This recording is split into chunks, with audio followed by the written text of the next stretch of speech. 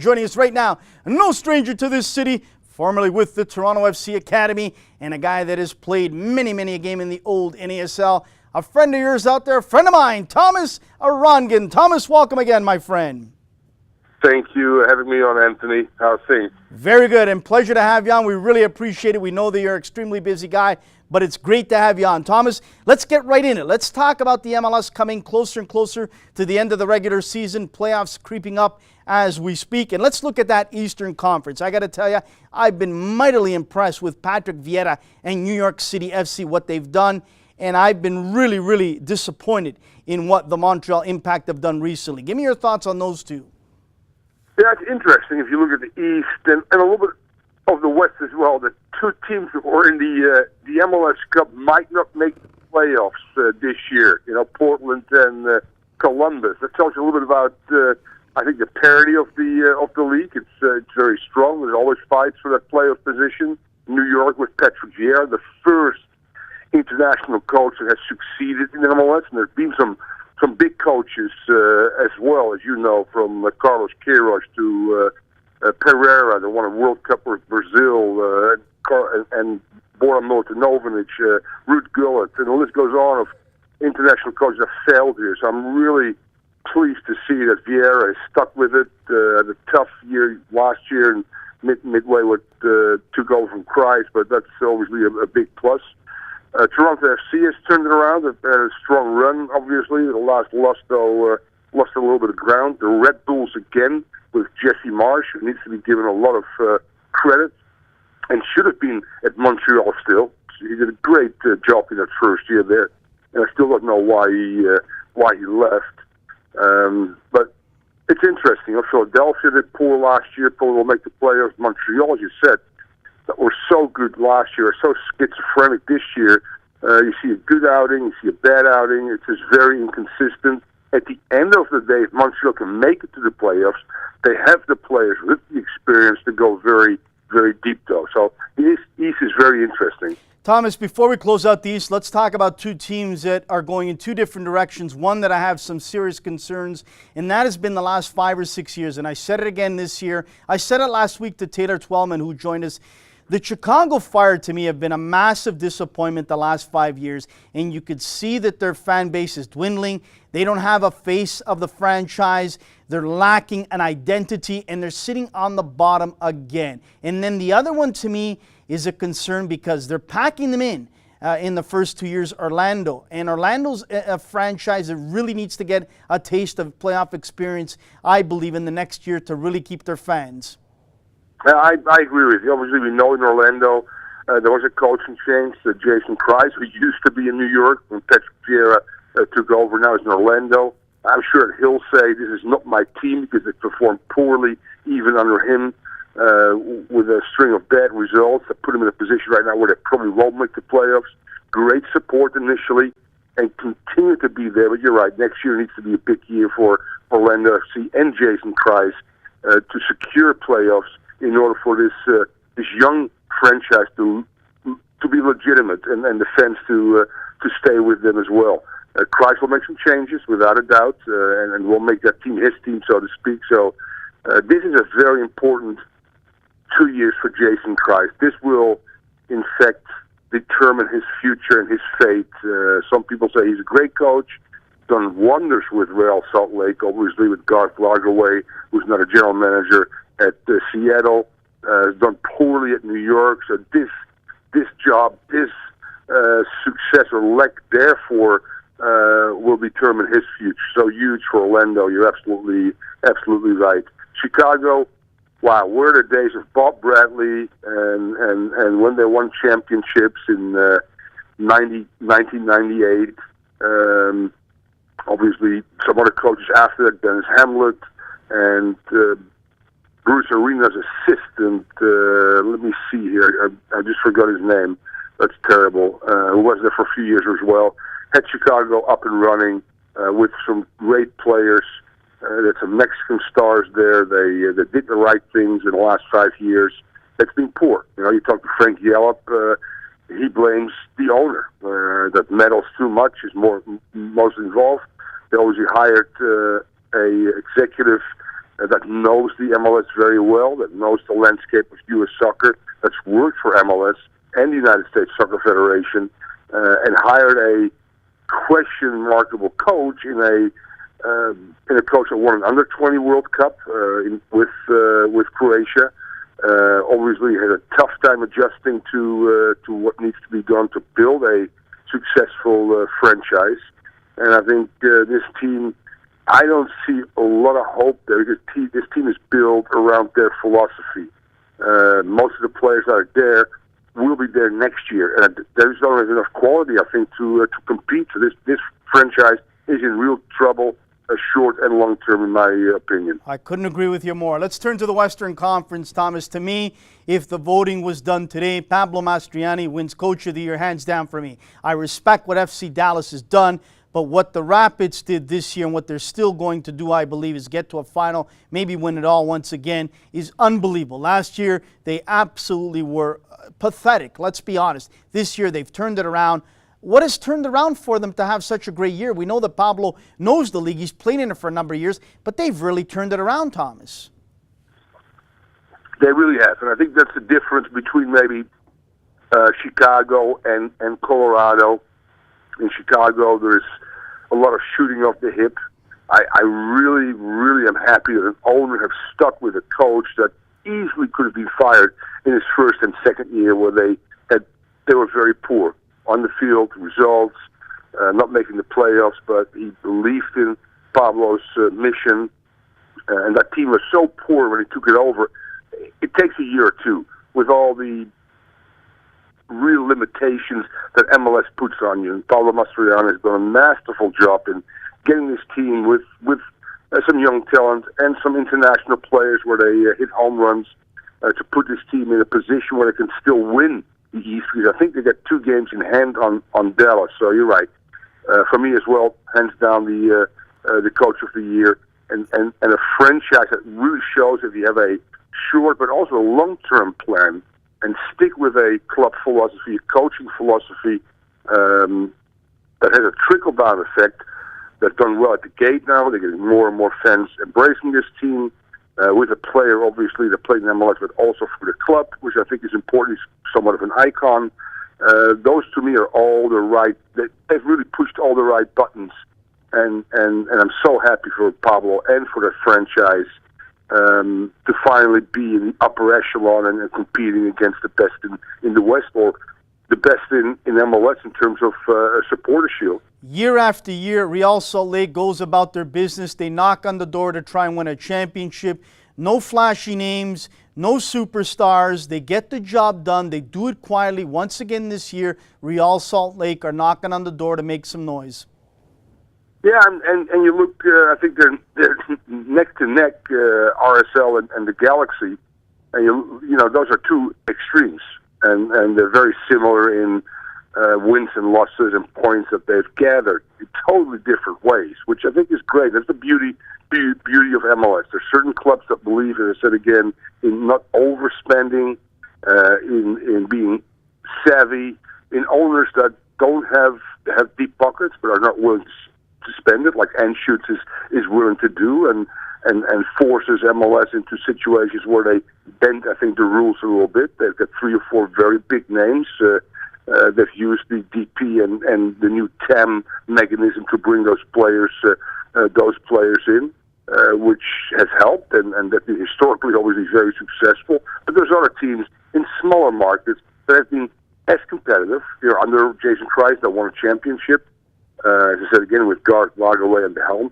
They also made an assistant coach the head coach, which I think is also indicative of what they want to do. There's a vertical integration in everything they do: their coaching, their playing style, the way they purchase players abroad, the way they give young Americans a chance to compete as well. They're somewhat of a model franchise for the smaller markets, like maybe Kansas City, and that they can take a page out of their book and say, wow, that's pretty good. That philosophy makes sense. Let's follow that direction as well. As we close out the Western Conference, last night we watched the Vancouver Whitecaps basically seal the deal. They will not be in the playoffs. To me, this is a major, major disappointment in Vancouver. This was a team before the season kicked off. I truly believe that they had a legitimate shot to win it all. I believe this was the year they could get over the hump. And to me, the only bright spot, Thomas, you and I saw it last night, is the 15-year-old Davies, who, by the way, was being scouted by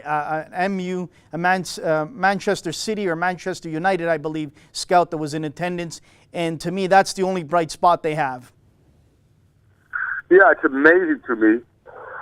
But again, I cited two teams that were in the MLS Cup in the Columbus Crew, and Portland won it last year. Portland looks like right now, just like Vancouver, might not make the playoffs in the West. So how has the mighty fallen Vancouver last year, vying for that first place, the Supporters' Shield, pretty much at the core group of players coming back. So it's very interesting to see why this has happened. I really can't put my finger on it. They've underperformed. Bob Lenarduzzi, I'm sure, is scratching his head right now saying what went wrong this year. But it's not the first time that teams that did well in a particular year with the same team, with an addition of a few players here and there, haven't done well. You know, going back to even the team that I coached, we won a championship in D.C. in '99, and in 2000, still with Marco Echeverri, still with Jaime Moreno, still with Eddie Pope, did not make the playoffs. And I got fired, and I still look back at it and say, what happened? There seemed to be a lack of motivation a little bit within that group. And I had won 3 MLS Cups, obviously, in 4 years, different than Vancouver, who should still have a hunger, who should still have a drive to be successful. But I haven't seen that from that team, and you got to clearly point your finger a little bit in the direction of the coaching staff that somehow have not put their team in a position to win games from a technical, tactical, physical, but more so, I think, from an emotional standpoint.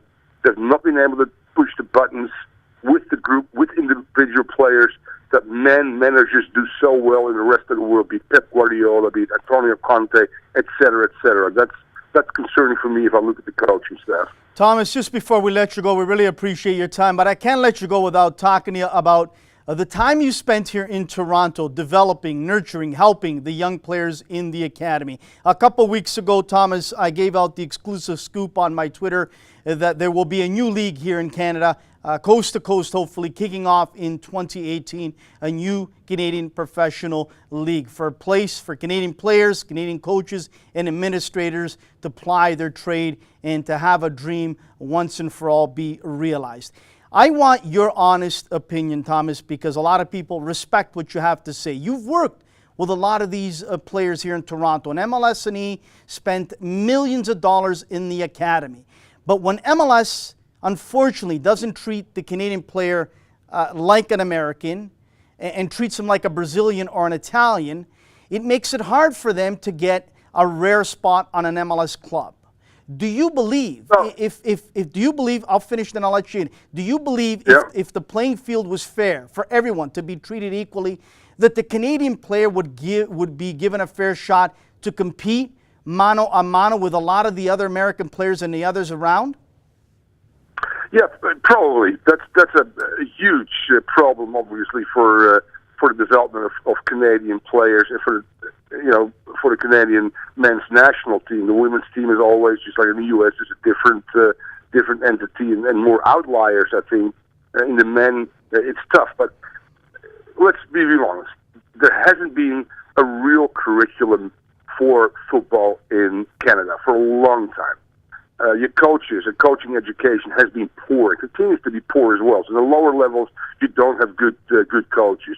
Your 3 MLS teams, with the exception, I think, of Vancouver, who's embraced British Columbia, has not done a good job, in my opinion, and I tried that when I was there. Toronto with the OSA, there's no good relationship, and Montreal, the same thing, and if they don't embrace their respective states or associations, it becomes tough as well. So that's where I think it starts. Now, on the other hand, you had the last two rookies of the year were Canadians. And if I look at the pool of the under 17 and under 20, 21 team, I think there's some real future. You look at Bustos, you look at Froze, you look at Chung, you look at Adekube, yep. Kyle Lauren, Richie Langea, was it Capel? Richie Laria down in Orlando, yep. Yes, Roberts, Hamilton, and then the two kids, Teble and Davies, obviously, in Vancouver. So finally you see some of the MLS clubs, although still with the restrictions of Canadian players, that have some players in their roster that could be, in my opinion, the bulk of the Canadian national team going forward. You have quite a few years to prepare for the next World Cup. Obviously, you got to make the right decision with your head coach, and that's a very, very important one. Do you go Canadian? Do you go international? Do you go big international? Do you get somebody like a Carlos Queiroz or Bielsa that have a good sense of development of players and also can coach on the highest level and can win games and give these respective coaches a chance, a long-term chance to be successful with a healthy vertical integration for the development of the game. I think Leonard Ducey has done a great job with Vancouver. The other two MLS teams need to step up. Now you look at Ottawa. Ottawa's got 13 Canadian players on their roster. Edmonton has done a good job too. So you get 5 professional teams that should be capable of producing in the next decade some very good players to represent your country and put them back where they belong, going back to Tony Waiter's days where Leonard Ducey was a part of the World Cup team in Mexico. But it's an uphill battle. But Thomas, you know this and I know this. Up until the age of 17, you've experienced this more than I. Myself with my 2 sons, when we traveled to the States, up until the age of 17, we could go toe-to-toe with any American youth club or academy, toe-to-toe. After 17, you know what I noticed? I noticed that our fitness level as Canadian kids goes down, number one. And number two, I also noticed that the creativity, the free-flowing play from the Canadian kid is completely disappeared. Where the American kid, it's a little bit more better at that stage. Well, and that's coaching education. When I was in Ontario, most players don't get the appropriate coaching that we have in the U.S. Now, the U.S. also, faces some large issues, but it's a team still that since 1990 has been able to get to the World Cup each and every cycle, which speaks volumes of the country. There's no reason why Canada, a big country as well, can't do the same. I think they stifle creativity, which I've noticed when I played there with our respective youth teams in Ontario against other teams. I still feel that clubs put winning first over development, which is unhealthy, obviously, and not good. I also feel, if I look at that Canadian team over time, that physical strength, organization are still more important for whatever reason than honing technical abilities and soccer IQ more than anything else. And that's not good, Anthony. And that then becomes an issue to just some of the things that you refer to, when they become 17, 18, 19, and 20.